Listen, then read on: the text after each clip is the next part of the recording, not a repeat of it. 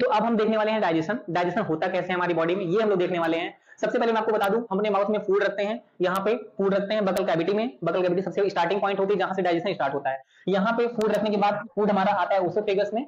जो ओसोफेगस होता है उसे हम फूड पाइप बोलते हैं। उसके बाद हमारा जो फूड रहता है वो स्टमक में आ जाता है। स्टमक में सबसे पहला कार्डियक होता है, 3 भाग स्टमक का होता है, जिसमें सबसे पहला कार्डियक, दूसरा फंडस और तीसरा होता है पायरोलस।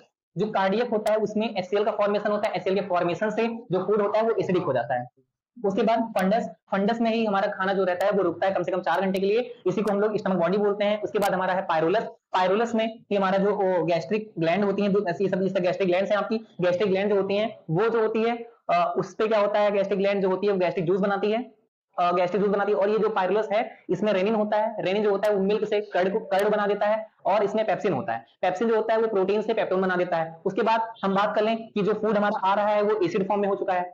अब इसको बेस इसमें पढ़ना चाहिए, क्योंकि अगर बेस नहीं पड़ेगा तो हमारा जो फूड रहेगा वो स्मॉल इंटेस्टाइन भी 3 पार्ट का होता है, उसके डेडुनम में जाएगा। और डेडुनम हमारा बहुत सॉफ्ट होता है, उससे दिक्कत हो जाएगी, मतलब वो जल सकता है अगर फूड ऐसे डायरेक्टली आ गया तो एसिडिक फॉर्म में। तो यहाँ पे जो लिवर होता है उसमें से क्या बनता है, गाल बनता है। गाल ब्लैडर में जाकर स्टोर हो जाता है। स्टोर होने के बाद में यहाँ से सिक्रीट करता रहता है जब जरूरत पड़ती है तब। ये गाल ब्लैडर ना होने से इंसान की मृत्यु नहीं हो जाएगी, बस खाली डाइजेशन थोड़ी दिक्कत हो सकती है। इसका ऑपरेशन करके हम गाल ब्लैडर को हटा देंगे और यहाँ पे इसको डायरेक्टली कनेक्ट कर देंगे। ऐसा होता क्यों है, इसमें दिक्कत क्यों होती है, इसमें पथरी हो जाती है जब हम लोग टमाटर ज्यादा खाते हैं। टमाटर ज्यादा खाने से इसमें कैल्शियम ऑक्सलेट की मात्रा ज्यादा हो जाती है, इसकी वजह से ये इसमें पथरी हो जाती है। पथरी होने के बाद इसको हम लोग निकलवा देते हैं, डायरेक्टली हमारा कनेक्शन हो जाता है इससे।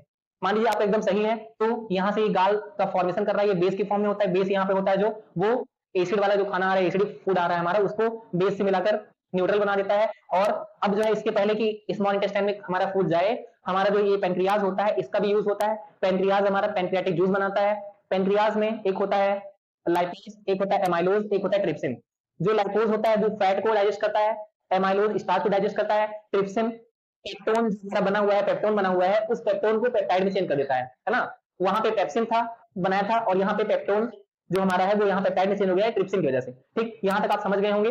अब हमारा जो फूड है वो सही हो चुका है, डेडुनम में आ गया। ये दो लोग से मंगवाने के लिए ये मैसेज भेजता है डेडुनम, जो मैसेज भेजता है सेक्रेटिन, डेडुनम ही सेक्रेटिन भेजता है। सेक्रेटिन एक हार्मोन है जो पेंक्रियाटिक जूस आने के लिए मैसेज देती है, किसको, पेंक्रियास को। और जो डेडुनम है हमारा वही एक मैसेज देता है किसको, लिवर को गाल भेजने के लिए। किस हार्मोन से, कोलेसिस्टोकैनिन है ना, ये एक हार्मोन होती है, उसको भेजता है क्या करने के लिए, कहता है कि तुम गाल भेजो, है ना, हमें जरूरत है गाल भेजोगा, गाल गाल क्योंकि बेसिक होता है। ठीक, अब हमारे स्मॉल इंटेस्टाइन में फूड आ चुका है। स्मॉल इंटेस्टाइन में डेडुनम में मैंने बता दिया आपको जो होता है। उसके बाद जेजुनम में जो होता है वो फूड स्प्रेड होता है, वहां फैल जाता है फूड जो है। उसके बाद इलियम